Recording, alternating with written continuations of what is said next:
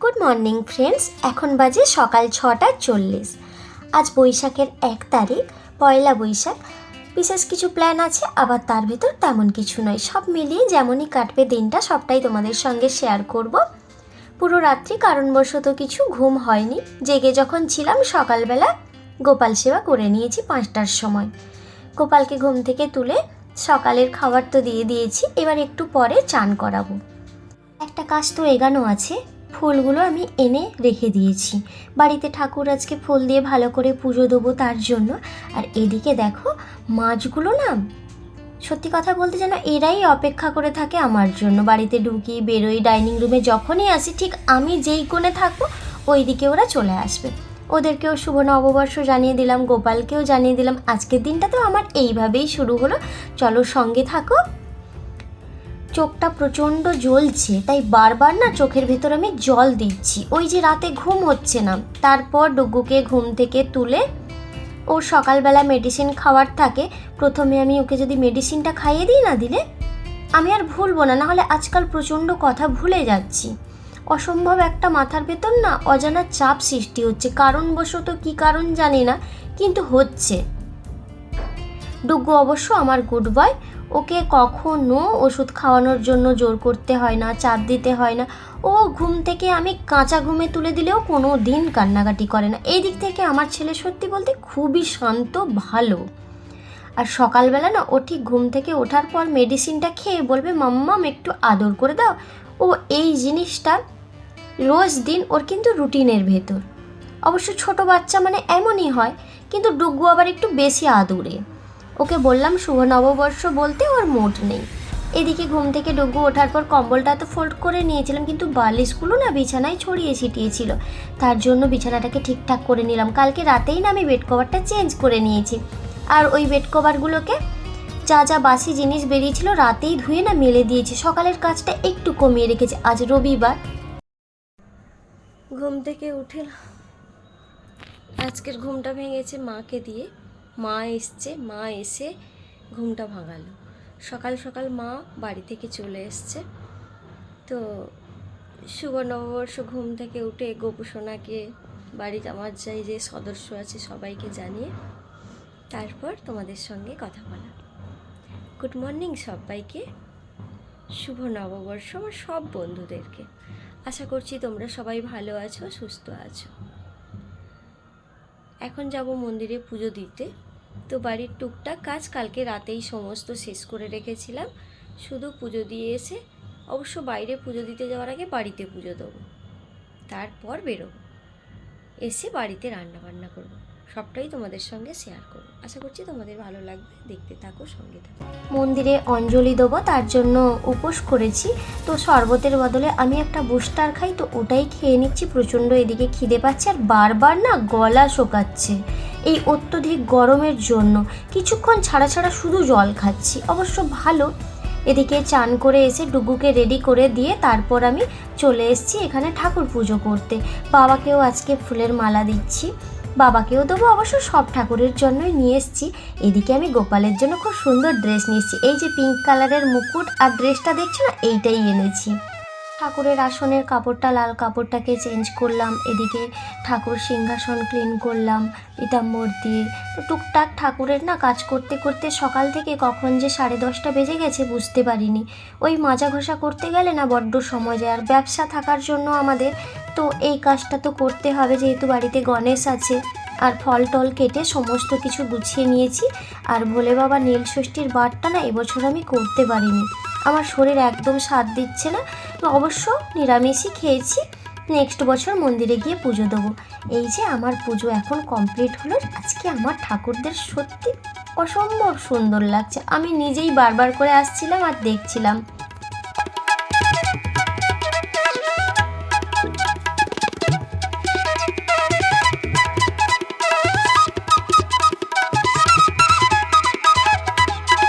সকালবেলা মা এসে মনে করিয়ে দিল বসন্তকাল পড়েছে, বৈশাখ মাসে পুরো মাসটা নাকি তুলসী গাছে রোজ দিন সকালবেলা ঠাকুর পুজো করার পর জল দিবি, ফুল দিবি। ঘর ঝোলানোর জায়গা নেই, না হলে ওই দুর্বা ঘাসে লাগানো থাকতো, ফোঁটা ফোঁটা করে পুরো দিন জল পড়তো।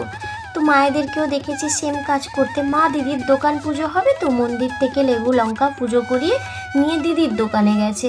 তাই আজকের দিনটা আমার বাড়িতে কেউই নেই, আমি ফাঁকা ফাঁকা একা ডুগু আর আমি এইভাবেই দিন কাটাবো। না স্বামী আছে না বাড়ির কেউ আছে। টি শার্টটা দেখাও। দেখাবে না? একটুখানি দেখাও, মন্দিরে নিয়ে যাব তো। একটুখানি সোজা হও, জামাটা দেখাও সোনা, গুড বয়। তুমি মিকি মাউস ড্রেস পরেছো? এই যে দেখো মিকি মাউস ড্রেস। চলো রেডি হও, চলো তাড়াতাড়ি চলো মন্দিরে। আমি রেডি হয়ে গেছি। ডুগুর যে ড্রেসটা দেখালাম পরে আছে, এটা পয়লা বৈশাখের ড্রেস পরেছে, কালকে গিয়ে আমি নতুন নিয়ে এসেছি। আর গপুকে তো দেখালাম যেটা পিঙ্ক কালারের মুকুট আর কটনেরই জামা একটা নিয়ে এসেছি। আর এই সাদা ড্রেসটা পরে আমি মন্দিরে এখন পুজো দিতে যাচ্ছি। অনেক বেলা হয়ে গেছে, এখন 11:45 তো বাজে। বাড়ির সমস্ত পুজোর কাজ শেষ করে তারপর বেরোচ্ছি। বাড়ির ঠাকুরকে পুজো না করে বেরোতে একটু কেমন লাগে, তাই বাড়ির পুজোটা শেষ করে সবসময় চেষ্টা করি বেরোনোর। তো চলো সোজা মন্দিরে যাই। বাড়ির নিচে যে মন্দিরটা আছে না, সবসময় যাই তোমাদের সঙ্গে শেয়ার করি, তো ওই মন্দিরেই পুজো দেবো, দক্ষিণা কালী মন্দিরের।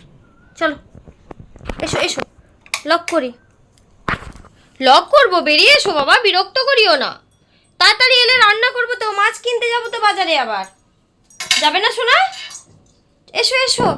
আর এখানে পুজোর ডালা গোছানো আছে, ফল, আঙুর, আপেল, মুসম্বি। মাখাটা কালকে আমি নিয়ে চলে এসেছিলাম, মাখা সন্দেশটা, তো ওই জন্য আমার আর কোনো ঝামেলা নেই।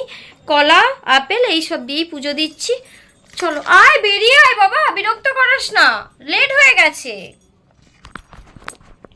এসো বিশ্বদাদুর কাছে থাকবে নি? তাহলে আসো, আমি বেরিয়ে যাচ্ছি। আরে আয়। রাগের কারণটা কি? আমি কি করেছি তুমি রেগে গেছো? আসো, কোলে নিয়ে যাবো, এসো। আর একজন যাবে না, বিরক্ত করাচ্ছে। দাঁড়াও, দেখবে তোমরা, আসবে কাঁদতে বেরিয়ে।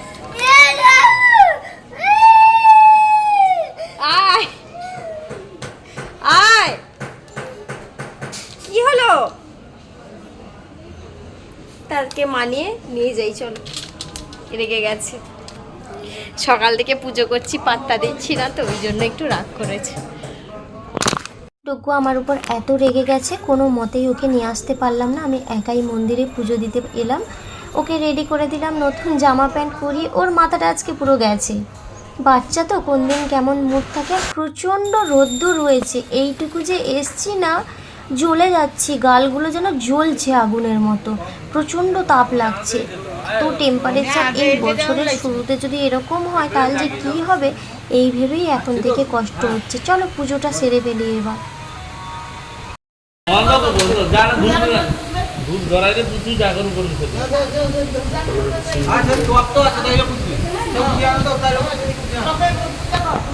বিশেষ কিছু দিনগুলোতে না, যদি কাছের মানুষটা কাছে না থাকে না, মন সত্যি রোজ দিন ভালো যায় না।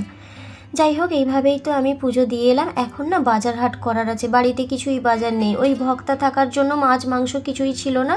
মা যেহেতু ডুগ্গুর ভক্তাটা দিয়েছিল, তারপর ওখান থেকে গিয়ে সাদা জামাটা বাজার গেলে খারাপ হয়ে যাবে, তো ড্রেসটা চেঞ্জ করে কোনো রকম দৌড়তে বাজারে এলাম। একটু সবজি নিব আর মাছ নিব। আমি না এই স্পেশাল ডেগুলোতে মাংস খাওয়া পছন্দ করি না, তাই আমি চেষ্টা করি সবসময় শুভ দিনে মাছ করার। তো মাছ বাজারে এসে দেখি 11:30টার সময় কি আর মাছ থাকে বাজারে? এত লেটে পুজো টুজো শেষ করে এলাম, তো তাই দেরি হয়ে গেল। ওই একটা গোটা রুই নিয়ে নিয়েছি আর অল্প করে চিংড়ি নিয়েছি। চলো এবার বাড়ি যাই। বাড়ি এসে অনেকটা সময় কেটে গেছে, ডুগুকে একটু ঠান্ডা করলাম, প্রচণ্ড রেগেছিল। তারপর সবজি টবজিগুলোকে কেটে নিলাম। একটা তরকারি ভাত রান্না করলে তো হতো, ওই যে বললাম না, কাছের মানুষ বাড়িতে না থাকলে মন মেজাজ ভালো থাকে না। আমার এখন তাই দিন চলছে, খুবই খারাপ সময় চলছে। হয়তো সবটা শেয়ার করতে পারছি না, তার ভেতরে ডুগুকে মানিয়ে একটু বুঝিয়ে ওকে ভাত খাইয়ে ওর জন্য কুকারে অল্প করে ভাত করেছিলাম। তারপর না এখন আমি ইন্ডাকশানে ভাতটা বসিয়ে দিয়েছি, দুপুরের খাবার ভাতটা। এত লেট হয়ে গেছে, এখন বাজে 12:20, তাই তাড়াতাড়ি করে মাছটাকে ধুয়ে নিয়ে দুদিকে দুটো কড়া বসিয়ে দিয়েছি। আর সব কিছু তো আগে থেকেই গুছিয়ে নিয়েছি, বেশি টাইম লাগবে না। এদিকে শাক বসিয়ে দিয়েছি, বড়িগুলোকে আগেই ভেজে নিলাম, ভেজ করছি তো তার জন্য 5 ফোড়ন দিয়েছি আর শুকনো লঙ্কা দিয়েছি, তেজপাতা কোথায় রেখেছি খুঁজে পাইনি, আর একটু আদা বাটা দিচ্ছি, এই আর একটু হলুদ গুঁড়ো দিয়েছি, আর লবণটা আমি আগে থেকেই শাকের উপর দিয়ে রেখেছিলাম। হালকা করে একদম অল্প তেলে যেভাবে হয় শাক ঘ্যাঁট, আমি ওইভাবেই পালং শাকের ঘ্যাঁট করছি। বেগুনিতে কালো জিরে ফোড়ন দিয়েছি, একটু জিরে গুঁড়ো দিয়েছি, নুন লবণ লঙ্কা এই দিয়েই বেসনটাকে ভালো করে মাখিয়ে রেখেছিলাম। তারপর বেগুনি এক একটা করে দিয়ে তেলের মধ্যে, আর না আরেকটু বেশি করে তেল দিয়ে ভাজলে না বেগুনির টেস্ট ভালো হতো, কিন্তু আমি অল্প তেল দিয়েছি, এই কটা ভাজবো তার জন্য তেলটা পোড়া করে নষ্ট করলে তো আর ভালো লাগে না। বেগুনিটা বিশেষ করে করা হচ্ছে ডুগুর জন্য। বেগুনটা নিয়ে আসার পর ডুগু দেখে বলছে যে বেগুনি খাবো, ও কিন্তু এরকম বলে না স্বাভাবিক, ও বেশি মটন খাবো, ডিম খাবো, ফিশ খাবো এগুলো বলে। এদিকে পালং শাকটা হয়ে আসতে বড়ি দিয়ে দিলাম, তারপর আবার একটু ঢাকা চাপা দিয়ে 5 মিনিট মতো করে নামিয়ে নিব। এদিকে আমার বেগুনিটা হয়ে গেছে। আমি এদিকে কেমন ফ্যাকাশে লাগছে বেগুনের কালারটা, কিন্তু টেস্টও ভালো হয়েছিল, আবার খেতেও ভালো হয়েছিল। আর একটু টিস্যুটা কোথায় খুঁজে পেলাম না, টিস্যুর ওপর যদি রেখে দিতাম না তেলগুলো ভালো টানতো। মাছটা ভাজা বসিয়ে দিয়েছি, এদিকে আমার ভাতও হয়ে গেছে। আর একটু না মনে পড়লো বাজার থেকে যখন আম নিয়ে এসেছি একটু আম ডাল করি।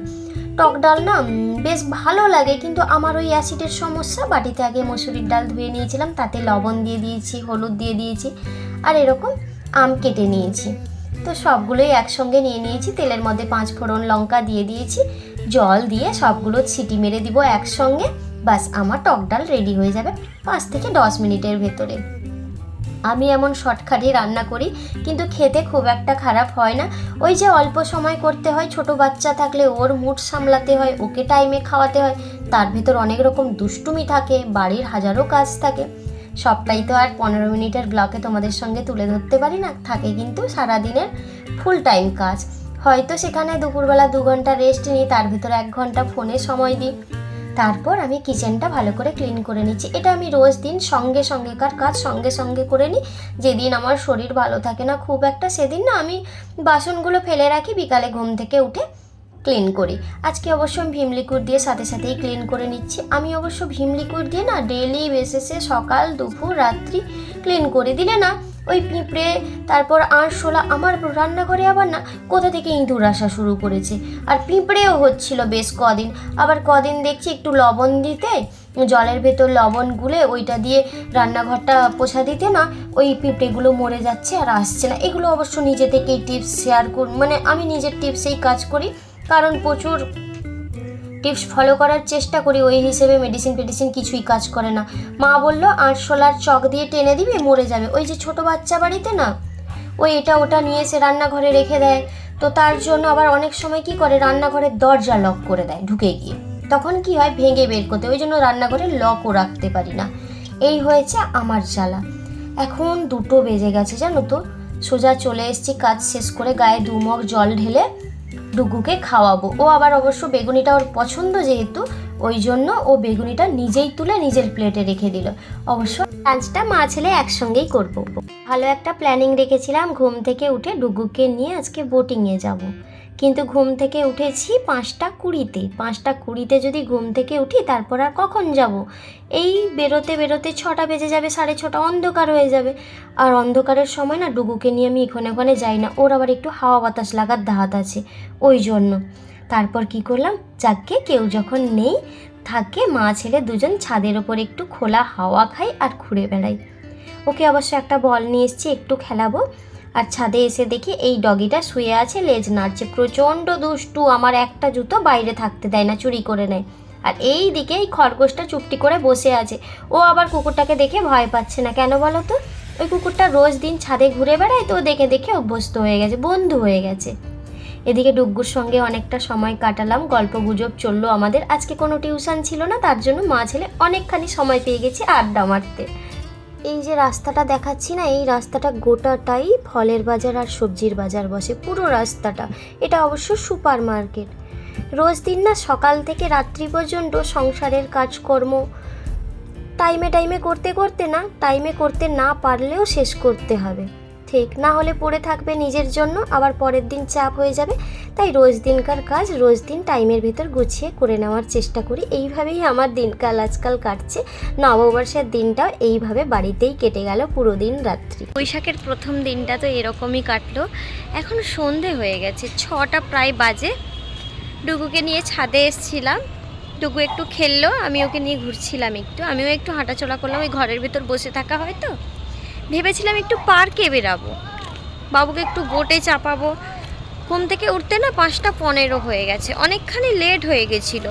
ওই জন্য আর ভাবলাম না গে থাক, আজকে অন্য কোনো দিন যাব।